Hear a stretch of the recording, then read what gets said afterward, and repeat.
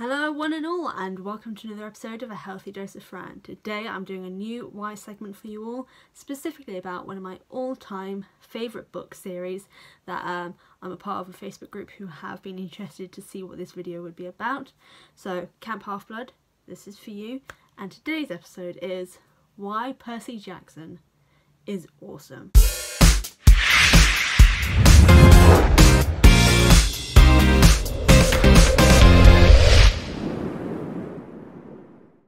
Now for those of you who saw my Why the Percy Jackson movie sucks video, which I'll be putting a card up here if you haven't, so you should check that out because I'll be mentioning that every so often. The reason why I've decided to do one entirely on the books itself is because not only was that film just genuinely insulting to the entire series as a whole, but this book series has done a lot for me and for others that I've spoken to in the Facebook group that I'm involved with. And I thought, you know what, this book series was absolutely amazing. It's one of the best book series I've ever read. Like, I know there are issues with it, and I don't shy away from the fact that there are issues with the series, as was the fact that the author, Rick Riordan, which, can anyone let me know if that is actually how it's pronounced? Because I've always said Riordan, but someone from my uni who's read the books as well says, I don't even remember how she pronounces it, but she pronounces it differently. So if someone can let me know if I am actually saying his last name correctly in the comments, that'd be great.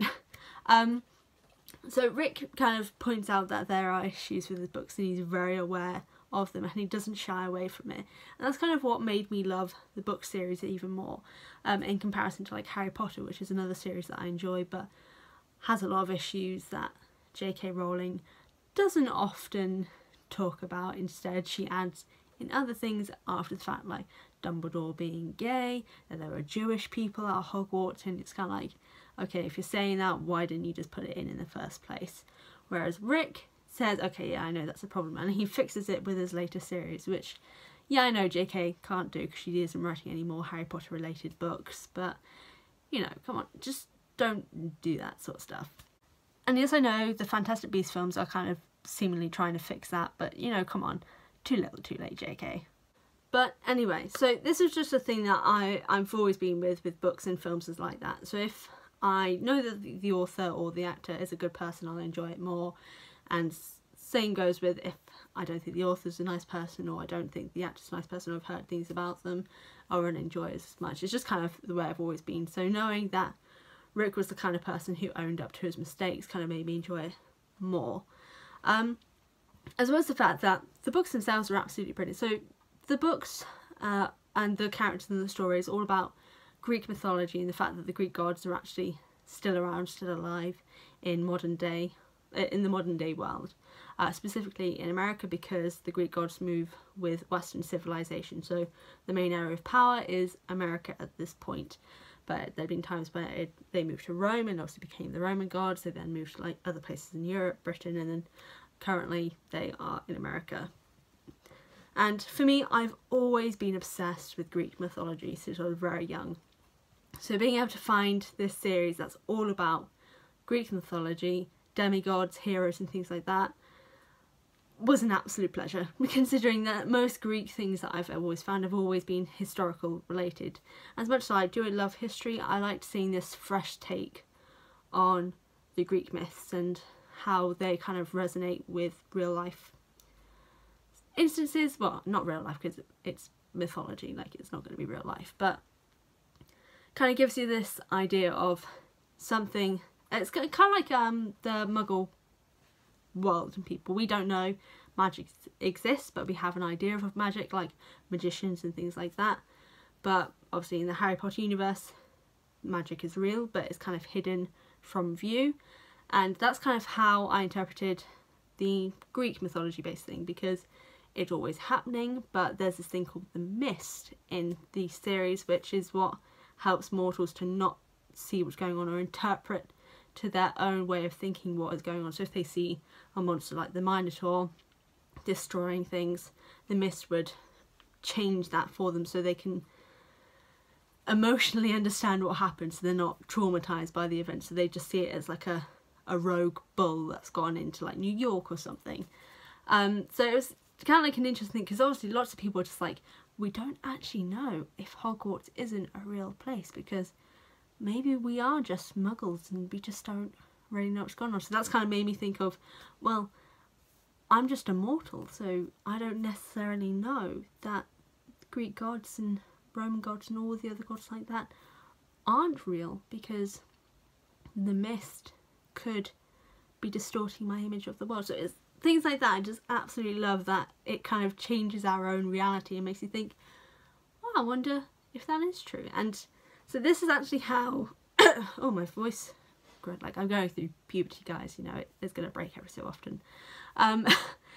So the Percy Jackson books kind of explore that whole thing at the very start of the first book, where Percy, who is obviously the main character because it's called Percy Jackson, says to the reader, if you're mortal and you just believe all of this is fiction, good for you, you don't have to live my life. But if any of this sounds similar to you, run fast and don't look back. And so it just kind of, straight away it's given us this idea that, yeah, no, this is definitely true, but if you think it's fiction, you know, you're safe, you're mortal, you don't know any of this is true, but it could be. So it's kind of, I love it. But the books as a whole, I think they were kind of very ahead of their time, I find, for, considering these are children's books. I don't consider them children's books because quite a lot of the themes are very adult, but I suppose written in a way that a child can enjoy them as well. I say child, it's kind of probably like 10 to 14 years or whatever, but I still love them, I still read them, so I don't care. But the characters and the stories themselves are absolutely breathtaking in the way in which they are written. So the three main characters of the first series, Percy Jackson and the Olympians, are Percy Jackson, obviously, who is, spoilers, son of Poseidon, who has this prophecy about him. So a child of the big three, which is Zeus, Hades and Poseidon, when they get to the age of 16, they will make a decision that could destroy or save Olympus. And obviously because he's a child of the big three, he has this prophecy against him, and he's kind of this sort of awkward kid who doesn't really know what to do. He's very lucky in a lot of things, and he's very aware that he is lucky, and he has lots of people to help him, like Annabeth Chase, who is a daughter of Athena, who is highly intelligent, highly skilled in battle, because of, obviously with her mother being goddess of war and things like, well, is it, no, it's battle strategies and stuff like that. She is highly intelligent, and she helps him a lot through the course of the series, because if she didn't, he would be dead many times over. And same for her, he saves her on multiple occasions too. But then we also have Grover Underwood. So this is where the diversity kind of came in for me, just because I hadn't experienced much with lots of young children books, or just general books that I'd been reading where one of the main characters was of a different race. So Grover Underwood, although he isn't technically a demigod or human, as he is a satyr who is, how to describe it? So if anyone's seen the Hercules film where we see Phil, who is like part goat, that's what Grover is. He is part goat with horns and goat legs and things like that, but a human half, and he grows, he looks like a human other than the fact that he's got goat legs. And he ages in the same way but slower, so he can look younger for longer. And he is of a different race. He is, I wouldn't know how to describe it actually, because he's not mortal, but he's not white. That's basically just what I'm saying. And even though he wasn't mortal, it was brilliant for me to be able to see another character of a different ethnicity to be one of the main three. Whereas like if you look at other cases like Harry Potter, the main three, we've got Ron, Harry, Hermione, all white. Now I know there's like a headcanon that some people do for Hermione being black, but considering there are descriptions of her being sunburnt with like pale skin and stuff like that, I am gonna have to say, yeah, it's not true. As much as it would be cool if it was, it's very unlikely. And just other things, so I'm trying to think of another example. I can't think of another example, but if you guys can think of one, let me know, just because that would help prove my cause that it's predominantly either 3 white protagonists, 2 white protagonists, or just 1 white protagonist. And I think this is the thing that I loved with Rick Riordan's work. So not only in Percy Jackson is there another person of different ethnicity, the Kane Chronicles. So this is Egyptian mythology, the Kane Chronicles. So I'm just going to do like a sidebar. And with that, the two main leads for that, one of them is black and his sister is white passing, because she got the whiteness from her mother's side. And I think that was absolutely brilliant. Even in the first book, so someone assumes that Sadie, who is the sister, isn't, what's his name? Oh god, Carter, I think his name is Carter, who is the guy who is black, and his father, whose name I don't remember. They are obviously both black, and someone assumes that Sadie isn't related to them until she says, no, this is my dad and this is my brother. And just reading that, I was just like, oh, damn, like they did that. That happened. And things like that, it was something that I'd never read. Like, I hadn't actually read a book before the Kane Chronicles that actually had mixed-raced family as the lead roles, and well, the lead child roles. Like, both of them were of a different race. Neither of them were Caucasian, even though Sadie passed for Caucasian. And I think that was something that was really inspiring to me and intrigued me the most about Rick Riordan's work, is because he really goes out to do that. Like, he tried his best and he worked as hard as he could to allow his audience to see themselves in the characters. And he does this later on, where he has multiple lead gay characters. He has a lead Muslim character as well, lead transgender and non-binary. Oh, wait. They're either non-binary or transgender. I'm really sorry, I feel so bad now. I can't remember if they were trans or non-binary. I think non-binary. So that was from the Magnus Chase series. And it's just, he goes out of his way to make sure that his audience has someone to represent them. I absolutely love that about his work. And even better, all of their actions have consequences, 100%. And I think that's something that a lot of series don't have. And like, obviously the heroes like the main three, neither of them really die, but their actions have serious consequences and they suffer from that. Like, later on, Percy and Annabeth both kind of really suffer from PTSD after, spoilers, ending up in Tartarus, which is basically worse than hell. And I think just things like that is just really interesting. He gives such a diversity not only to the ethnicity of the characters, but to their personalities as a whole. And each character has a different sense of growth. They grow consistently throughout the series. Whereas lots of other cases you can give, like The Hunger Games. Katniss, in my opinion, doesn't have much character growth. She kind of stays the same throughout the series. She doesn't really change her ways, doesn't really change her actions. Some things do slightly change, but it doesn't really have much of a significance on her character, or like, if you compare how she was to the first to the last book, not really much difference.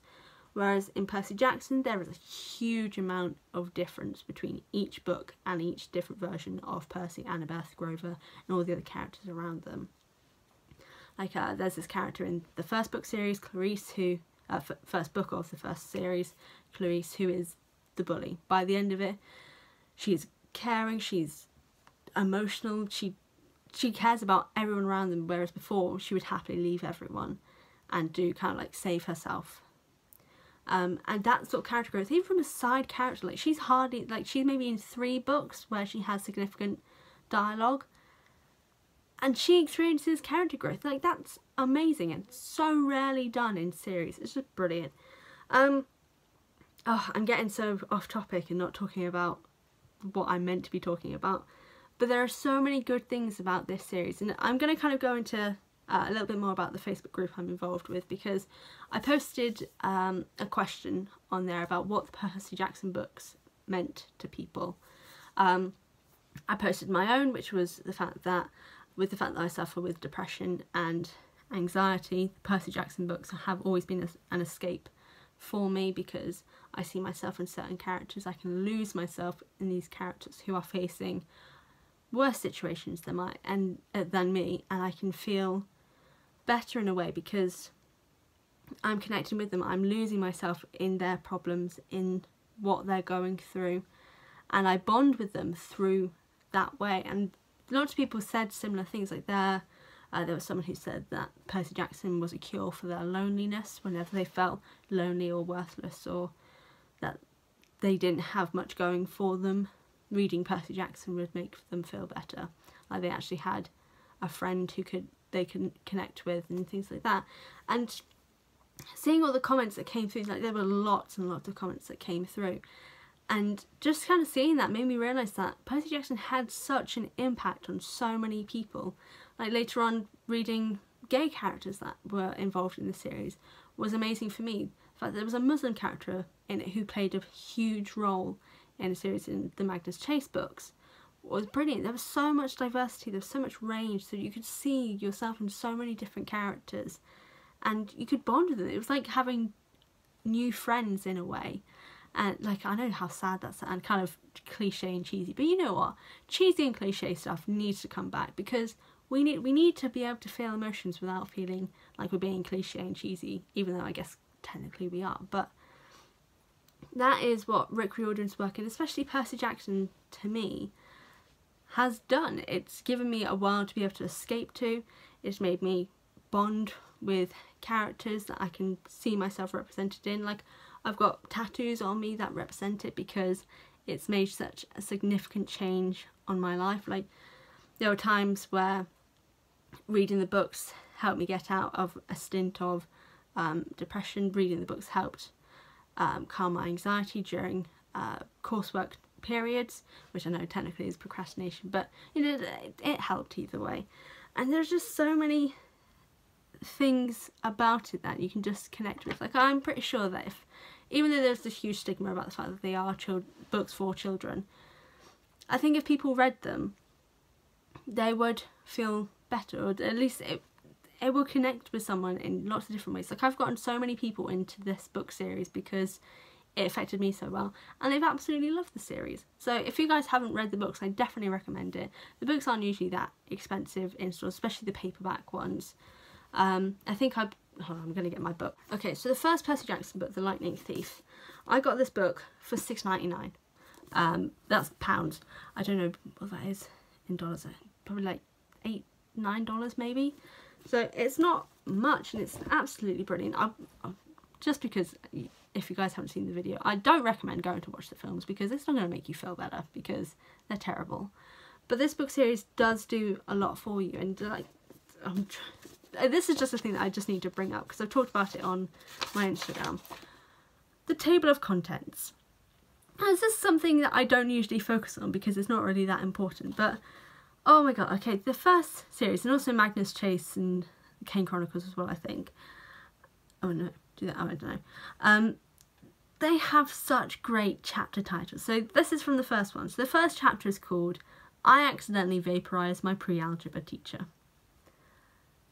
How, like, it's just so cool, and it's such a strange thing to focus on, but I absolutely love reading the different chapter titles in these series, because it just makes me laugh. They're so great and so imaginative, and it's just brilliant. I think I'm going to stop, because I've probably been talking too long, but seriously, these books matter so much to so many people and cause great joy, have changed my life, really. Like, I wouldn't have gotten a tattoo if it, well, I say that I'm pretty much tattoo obsessed now, so that doesn't really make much difference. But if you haven't read them, you need to go out and do so. It absolutely will change your life, even if in a small way it makes you feel better for a short period of time, or brings you great joy because the characters are so realistic. It's just brilliant. So I'm going to stop this now, so you guys won't be bothered by my face any longer. But as always, guys, thank you so much for watching. If you want to see what I'm doing on Instagram, the link to that is in the description box below, as well as the link to my Patreon, where you can get early access to any and all videos, as well as polls to decide what I do in future. Here on YouTube, though, if you're not already subscribed to my channel, go to the button down below or click the one popping up here on screen. If you want to watch any of my previous videos, the Percy Jackson one will be popping up here, and there'll be something else for you guys to check out too.